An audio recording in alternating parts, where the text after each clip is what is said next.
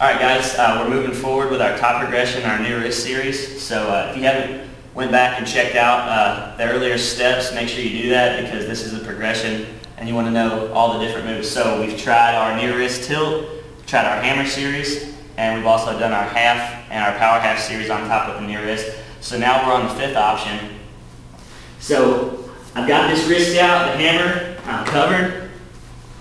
I'm sitting on top of him here, and for whatever reason, maybe I've already worked my power half and I was able to get some near fall, and now I'm moving forward, or maybe this guy's being really tight and he's not giving me space, which is more likely. We got a tough guy here and he's not letting me work my power half. He's not giving me any space to get my hands in here. So what I'm going to work here is the next option, the progression, which is our wing series.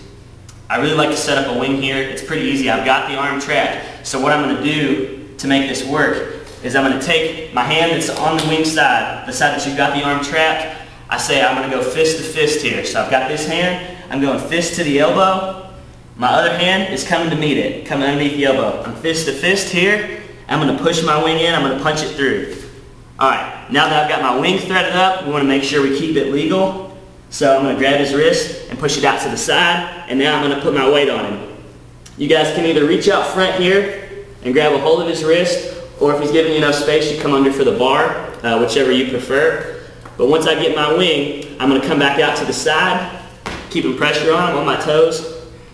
The big mistake that people make when they're running the wing here is they go straight into trying to turn, and they don't really get this wing set up. So I'm here and they're trying to turn, he's trying to crank him over, and it's just not working because I don't have a good angle. So what I want to make sure I do is I want to make sure I get his forearm elevated and up on my chest. I want to get my wing locked up lower on his arm. So when I'm here, we call it juicing it up. I'm going to sink my weight down and try to get beneath his elbow, and I want to get his forearm on my pec muscle here. So I'm dropping down, and everybody see the position of his elbow. I've got his forearm against me, and now what I'm going to do is lift it. It's tall. I've got the forearm against my chest here, and the way I like to finish here is just a good old school wing finish. I'm going to step the head with my knee. I've got the arm juiced. I'm going to take a big step with my knee over his head, and I'm pinching the head in, if you can see that. My knee's coming in, I'm pinching his head inward. The hand with the wing is going to slide down across the back, right here. Now I can release my far bar, or the wrist if I was hanging onto it. I'm going to reach over and post on the mat. My far leg is coming over top. I'm going to do a high leg over here, and I'm making sure I'm still trapping his head with this knee. This hand's posting. I'm going to high leg over, and see how I've still got his head trapped with my knee here. I'm high legging over. Now this hand's going to come back, and I'm going to leg under and come on top to finish.